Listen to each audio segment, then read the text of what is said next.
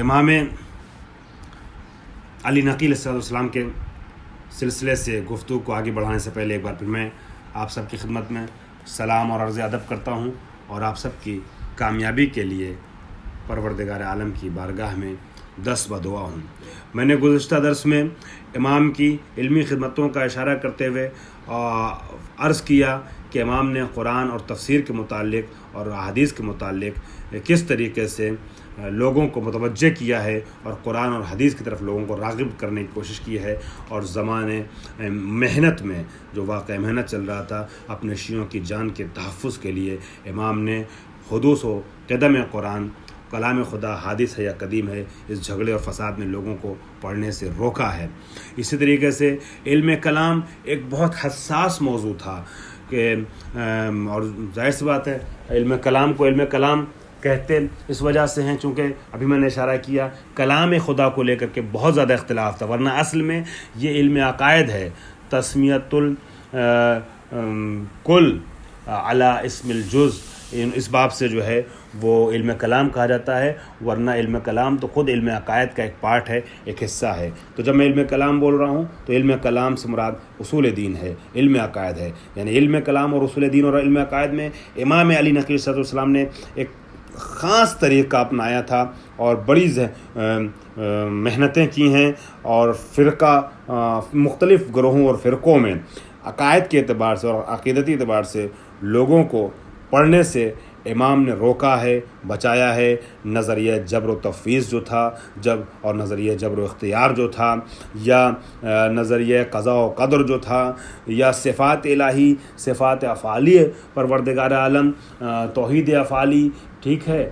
توحید ذاتی، ان تمام مسائل کو امام علی نقی علیہ السلام نے بہت بہترین طریقے سے حل کیا ہے۔ میں تفصیل نہیں بیان کر پا رہا ہوں، وقت کی نزاکتوں کے تحت صرف اشارہ کرتے ہوئے آگے بڑھ رہا ہوں۔ وہی نظریہ جو امام صادق کا تھا اس کو اور اس سے پہلے امام علی علیہ السلام کا تھا، نظریہ جبر و اختیار میں خصوصی طور پر امام علی نقی نے بہت پھیلا کر کے اور بہت سمجھا کر کے لوگوں کے ذہنوں میں اتارا ہے۔ جو اشارہ کہتے تھے کہ بندہ مجبور ہے، جو کچھ کرتا ہے وہ خدا کرتا ہے، اس کا نتیجہ یہ ہوتا ہے کہ پھر سزا اور جزا، حساب اور کتاب، جہنم اور جنت کا نظریہ اور کانسیپٹ بالکل ختم ہوتا ہوا نظر آتا ہے۔ اس نظریے سے بچنے کے لیے معتزلہ نے تفویض کے نظریے کی ترویج کی اور اختیار تام بندوں کے سلسلے میں پیش کر دیا، اور یہ کہا کہ نہیں جو کچھ کرتا ہے وہ بندہ کرتا ہے، خدا کچھ بھی نہیں کرتا ہے۔ یہاں اللہ گھڑی ساز ہو گیا، الیاذ باللہ، جیسے گھڑی ساز جو ہے گھڑی بنا کر کے گھڑی سے لا تعلق ہو جاتا ہے، پھر گھڑی خود چل رہی ہے، ویسے ہی خدا بھی ہے، بندوں کو بنا کر کے بندوں کے امور سے بالکل لا تعلق ہے خدا، اس سے کوئی مطلب نہیں، اب سارا اختیار بندوں کا ہے۔ یہاں اختیار خدا بندوں کے اوپر سے سلب ہوتا ہوا دکھائی دے رہا تھا۔ یہ دونوں نظریے نہایت خطرناک نظریے تھے جو برے مرحلے کی طرف لوگوں کو لے جا رہے تھے، برے فکروں کو پروان چڑھا رہے تھے، اور اب لوگ پریشان تھے۔ بہرحال ایک بڑا طبقہ تھا جو یہ مشکل دیکھتے ہوئے اس مشکل کے حل کے لیے بے چین تھا، تو ائمہ نے اس مشکل سے لوگوں کو نکالا۔ چونکہ نظریہ جبر بھی صحیح نہ تھا، نظریہ تفویض بھی صحیح نہ تھا، تو امام صادق نے فرمایا لا جبر ولا تفویض بل الامر بین الامرین، اور اس نظریے کو باقاعدہ آپ کے بعد ائمہ نے، خصوصی طور پر امام علی نقی علیہ السلام نے اپنے زمانے میں اس نظریے کی تفہیم کی ہے کہ یہ جو امام فرماتے ہیں لا جبر ولا تفویض بل الامر بین الامرین، اس کا مطلب کیا ہے؟ نہ جبر صحیح ہے نہ تفویض، بلکہ دونوں کے درمیان کا ایک راستہ ہے۔ یعنی اس بات کو اس طریقے سے تفصیل سے پھیلا کر کے پیش کرنے کی کوشش کی کہ نہ انسان مجبور ہے کہ خود کچھ نہیں کرتا کہ جنت و جہنم اور سزا اور جزا اور معاد کا تصور ختم ہو جائے، اور نہ انسان مختار کل ہے، بلکہ انسان جو کچھ بھی کرتا ہے وہ اپنے اختیار سے کرتا ہے، اپنی مرضی سے کرتا ہے، اپنے اعضاء و جوارح سے کرتا ہے۔ لیکن یہ اعضاء و جوارح جو حرکت میں آ رہے ہیں یہ قدرت خدا اور رضا خدا کے نتیجے میں آ رہے ہیں۔ اگر خداوند عالم ایک لحظے کے لیے بھی اپنی اس بندے سے اختیار کو سلب کر لے تو ہاتھ تو رہے گا مگر کام نہ کرے رہے گا، پیر تو رہیں گے مگر کام نہ کریں گے، انسان کا وجود رہے گا مگر کچھ نہیں کر سکتا۔ اس اپنے وجود میں اور اپنے ایک ایک عمل میں انسان محتاج اور وابستہ خدا کے اختیار سے ہے۔ اس کی شہید مطہری نے مثال بڑی اچھی دی، آنے والا بلکہ شہید مطہری نے نقل کیا ہے، مثال تو اماموں کی ہے، بالخصوص چھٹے امام کی ہے۔ آنے والا جبر و اختیار کو سمجھنے کے لیے گفتگو کرنا چاہتا ہے اور قضا اور قدر کے مسائل پہ بھی باتیں کرنا چاہتا ہے، جب اس طریقے کے مراحل کو حل کرنے کی کوشش کرتا ہے تو امام آسان لفظوں میں گفتگو کرتے ہوئے اس کو سمجھاتے ہیں۔ امام کہتے ہیں ذرا ایک قدم اٹھا لے، اس نے اپنے ایک قدم کو، ایک پیر کو زمین سے اٹھا لیا۔ امام نے کہا ذرا دوسرا بھی اٹھا لے، کہ مولا یہ نہیں ہو سکتا۔ امام نے کہا ایک قدم اٹھانے تک اختیار تیرا ہے، دوسرا قدم نہ اٹھا پانے تک اختیار خدا کا ہے۔ اس طریقے سے ان مراحل کو اماموں نے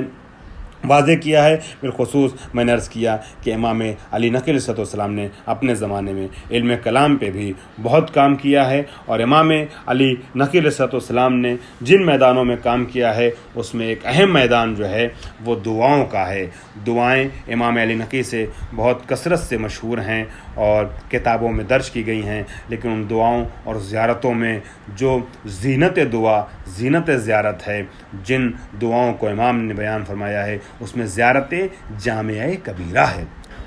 زیارت جامعہ کبیرہ بہت عظیم ذخیرہ ہے ائمہ کی معرفت کے حوالے سے۔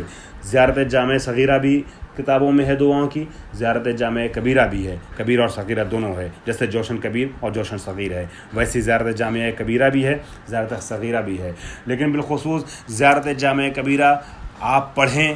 دوسروں کو پڑھوائیں، دعوت دیں، ہو سکے تو ترجمے کے ساتھ لوگوں تک منتقل کریں، چونکہ زیارت جامعہ کبیرہ جو ہے وہ ائمہ معصومین کا اہم ترین اور کامل ترین زیارت نامہ ہے کہ جس کے ذریعے سے ان سب کی دور یا نزدیک سے زیارت کی جا سکتی ہے۔ اس میں معصومین کے متعلق ذخیرہ جمع کر دیا ہے امام علی نقی علیہ السلام نے۔ اس میں علم عقائد بھی ہے، اس میں علم اخلاق بھی ہے، معارف ربانی بھی ہیں، ائمہ کی معرفت بھی ہے، پیغمبر اکرم کا عرفان بھی ہے۔ یہ بڑا عظیم زیارت نامہ ہے۔ اس میں شیعی عقائد کو بھی پیش کیا گیا ہے، منزلت ائمہ کو پیش کیا گیا ہے، بلکہ ائمہ کے جو پیروکار ہیں ان کی بھی منزلت اور عظمتوں کو بیان کیا گیا ہے، اور امام شناسی کا ایک پورا چیپٹر ہے یا انسائکلوپیڈیا ہے جو زیارت جامعہ کی شکل میں ہمارے سامنے ہے۔ دینی مطالب کی طرف بھی اس میں اشارہ کیا گیا ہے۔ امام ہادی علیہ السلام چنانچہ امام علی نقی علیہ السلام نے فرمایا ہے کہ زیارت جامعہ پڑھنے سے پہلے زائر 100 مرتبہ تکبیر کہے تاکہ ائمہ کے سلسلے میں غلو سے دوچار نہ ہونے پائے۔ میں انشاءاللہ آئندہ کلپ میں زیارت جامعہ کبیرہ کے کچھ مطالب پیش کرنے کا ارادہ رکھتا تھا، لیکن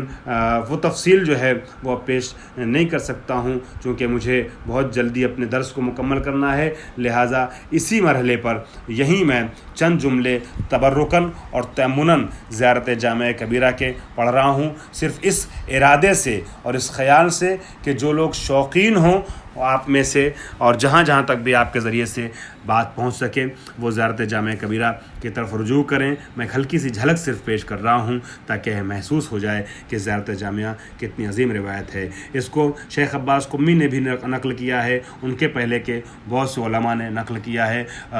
شیخ عباس قمی جیسی شخصیتوں نے شیخ صدوق سے نقل کیا ہے، جو انہوں نے اپنی کتاب من لا یزر الفقیہ میں اور العیون یعنی عیون و اخبار الرضا میں اس کا ذکر کیا ہے اس روایت کو شیخ صدوق نے۔ اور موسیٰ ابن عبداللہ نخعی اس کے راوی ہیں، وہ کہتے ہیں کہ انہو عن موسیٰ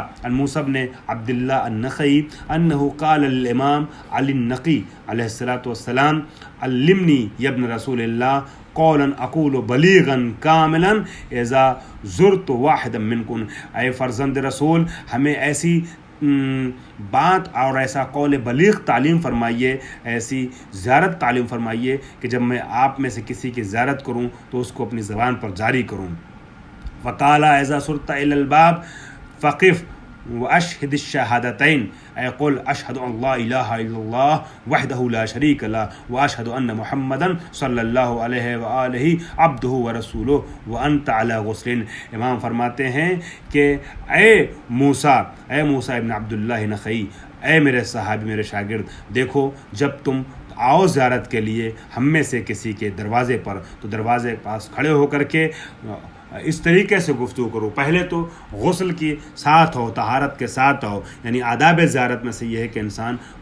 با طہارت ہو، با وضو ہو، با غسل ہو. اور اس کے بعد امام فرماتے ہیں کہ غسل کرنے کے بعد جب آؤ دروازے پہ تو کھڑے ہونے کے بعد پہلے شہادتین کے کلمے کو اپنی زبان پہ جاری کرو، یعنی ہماری معرفت کا اظہار کرنے سے پہلے، عظمتوں کے کلمات کو اپنی زبان پر جاری کرنے سے پہلے یہ کہو اشہد ان لا الہ الا اللہ وحدہ لا شریک لہ، گواہی دیتا ہوں اللہ کے علاوہ کوئی معبود نہیں جو وحدہ لا شریک ہے، گواہی دیتا ہوں کہ محمد اللہ کے رسول ہیں اور اس کے بندے ہیں. اور جب تم قبر کو دیکھو تو 100 مرتبہ کہو، 30 مرتبہ کہو اللہ اکبر. فَإِذَا دَخَلْتَ وَرَأَيْتَ الْقَبْرَ فَقِفْ وَقُلْ اللَّهُ أَكْبَرَ 30 مرة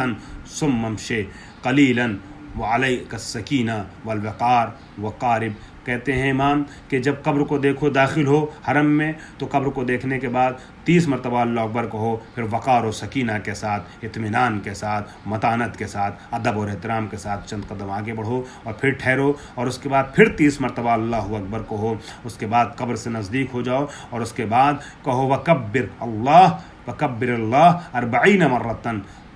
پھر 40 مرتبہ اللہ اکبر کہو، کل ملا کر کے 100 مرتبہ اللہ اکبر کہو. یہاں پر فرماتے ہیں،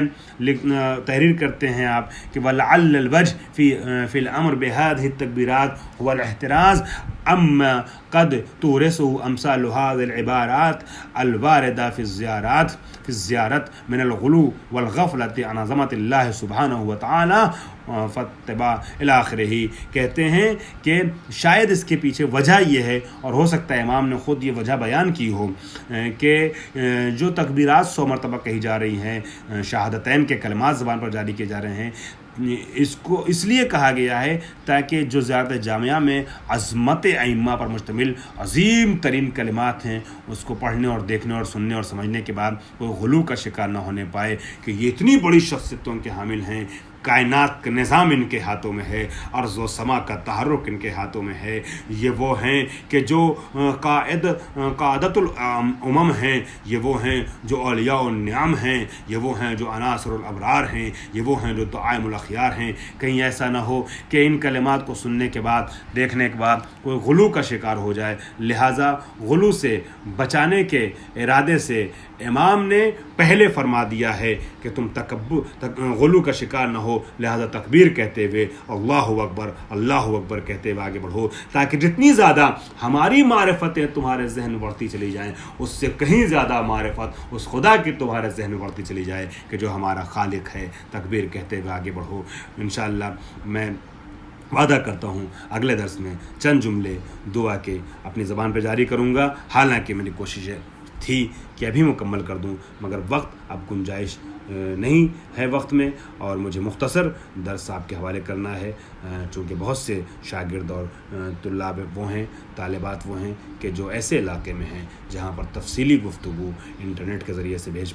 بھیجنا اور ان کا ڈاؤن لوڈ کر کے سن پانا مشکل ہے. لہٰذا بنا رکھی ہے شروع سے میں نے تاریخ اہل بیت میں کہ درس کو مختصر کر کے آپ کے حوالے کیا جائے، اس لیے اب اپنے وعدے کو پورا نہیں کر پا رہا ہوں اس کلپ میں. آئندہ درس میں اگر ممکن ہوا تو امام کی زیارت کے یا امام سے نقل ہونے والی زیارت کے چند جملات اپنی زبان پہ جاری کروں گا. فی الحال اپنے درس سلسلے کو آج یہیں پر روکتا ہوں. وآخر دعوانا الحمدللہ رب العالمین.